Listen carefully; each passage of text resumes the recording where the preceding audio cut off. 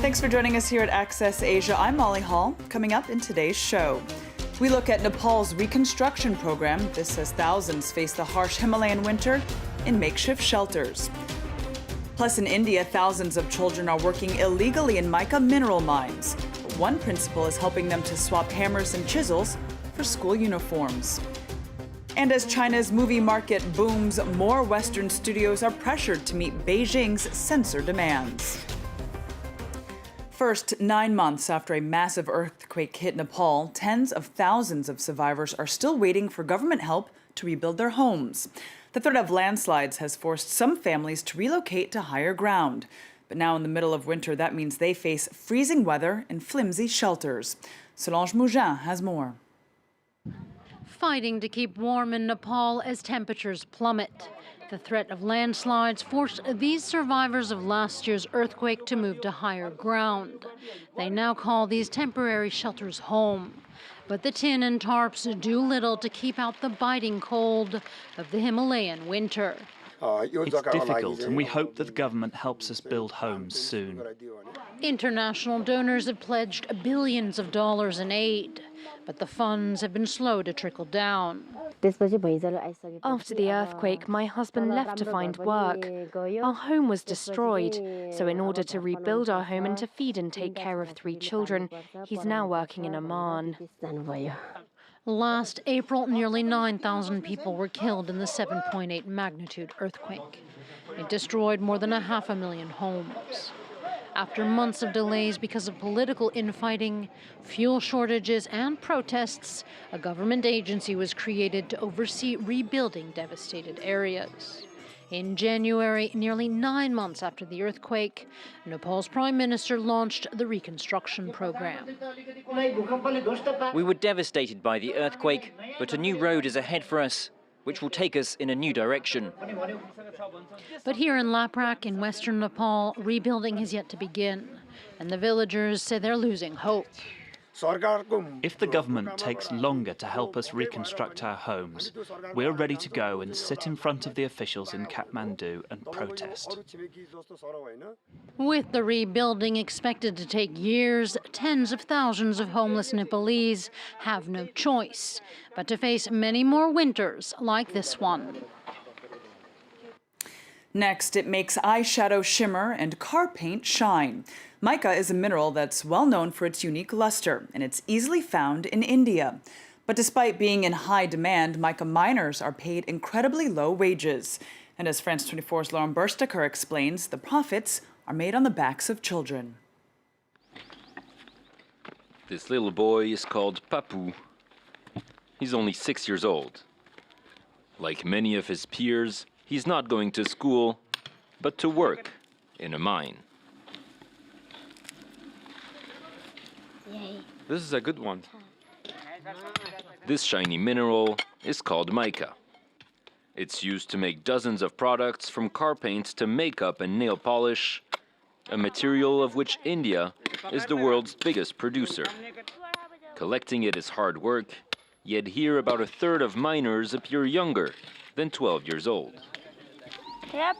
They start at around 5 or 6, like my youngest daughter here. As soon as they're old enough to recognize mica, they start mining it with us. Breaking rocks and sifting through the rubble is the only life many of these children will ever know. Kavita is only 10 years old, yet she's already an expert at mining. And for her father, there's no other choice but to keep working. She does what we all do. She digs. It's our job.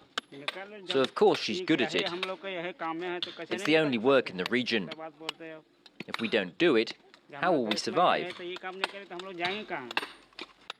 Mica is in high demand on the international market, yet its street value in India is around 13 euro cents per kilo. It's a vicious cycle for these families who always need to collect more.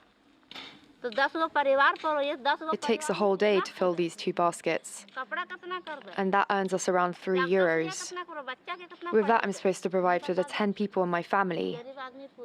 How am I supposed to feed my children, clothe them, send them to school or to a doctor?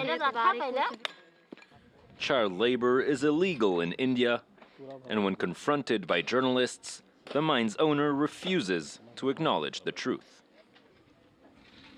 We just saw children who were working here. No, they're just here because they're curious. It's because you're here. They want to see foreigners. You mean there aren't any children? No children. They're not allowed here. If I see one, I ask him to leave. Human rights groups estimate that some 5,000 children are currently working in India's mica mines with almost no opportunities to get out. But one man is trying to change the system.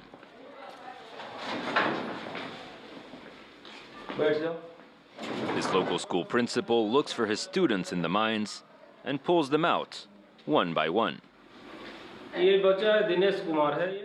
This boy, Danish, is an untouchable.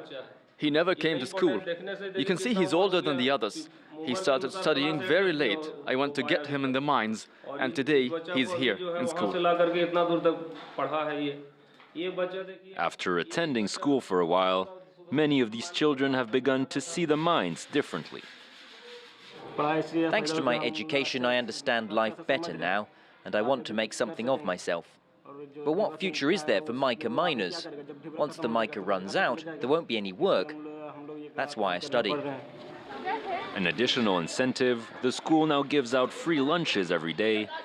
And even if the classrooms are far from full, these past few years, hundreds of children have swapped their hammers and chisels for school uniforms.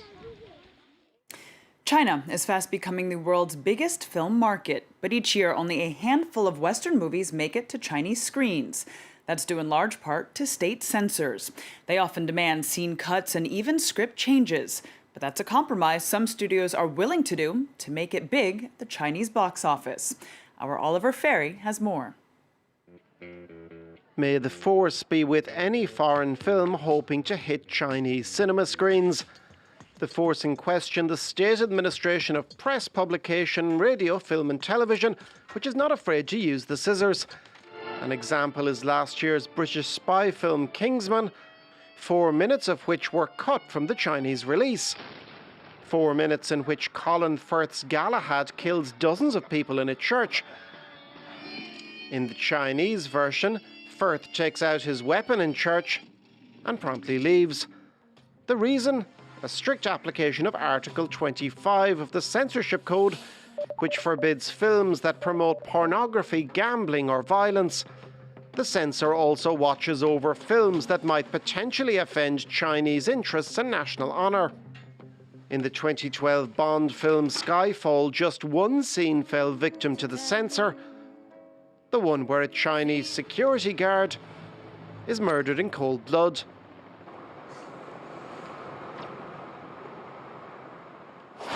In the version cut for Chinese release, the scene has magically vanished.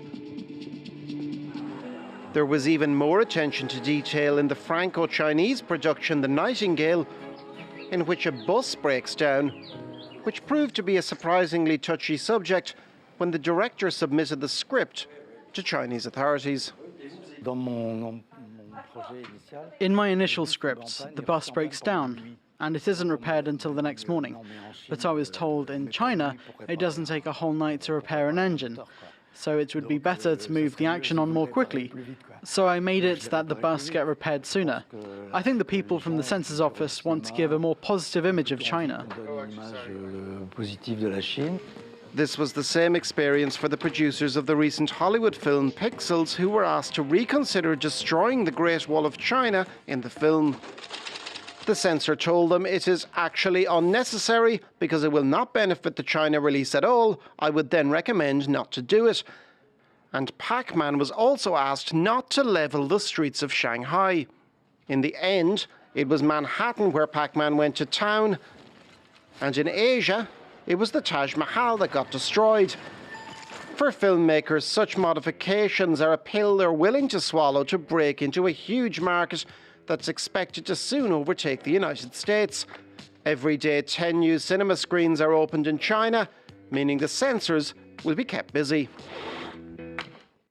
Next, using automobiles to push social barriers. For many women in Pakistan, a driver's license offers independence, but some are harassed when traveling alone. Despite this, an increasing number of women are getting behind the wheel to drive their own destiny. Trucks, a fixture on Pakistan's highways. But this one has an unusual sight in the cab. Shami Makhtar may well be the country's only female lorry driver. Abandoned by her husband after the birth of their 5th child, she struggled in odd jobs for years. Despite learning to drive a car and opening a driving school, she found it hard to pay the bills, so she decided to get behind the wheel. It doesn't meet all of my expenses, but even if it doesn't, one can't sit idle. If you need 10,000 rupees and get 7,000 rupees, it's a bit better than having nothing. Women driving cars is not unusual in Pakistan, but like Shamin, others are pushing the social boundaries even further. Tayyaba Tariq travels 25 kilometers to the Indian border every day for her job as a customs officer, a necessity made possible by her precious motorcycle. It makes a person independent and responsible for themselves, especially girls. They don't remain dependent on others as they don't need to ask their brother or father to take them somewhere or pick them up. But while the road offers independence, it also brings its own dangers. Women, no matter how they travel, often face abuse or harassment, especially in big cities like here in Lahore. For Zara Aslam, the solution was simple: rickshaws for women, driven by women. We are trying to help women become entrepreneurs and operators and owners of their own rickshaws. So they're not working for anybody else. They will be their own boss. We should be able to travel in dignity, whether we're walking on the street, whether we're on cycles, whether we need to take public transport. According to the International Labour Organization, 3/4 of Pakistani women do not work because of a lack of safe transport. But with schemes like this one, and female drivers breaking taboos elsewhere, women are perhaps slowly but surely making Pakistan's roads their own. Finally, the Lunar New Year has ushered in the Year of the Monkey. And in celebration, these Japanese primates are enjoying a dip in hot springs to withstand the winter temperatures. We'll leave you with these images. Do stay tuned. We'll see you again next time on Access Asia.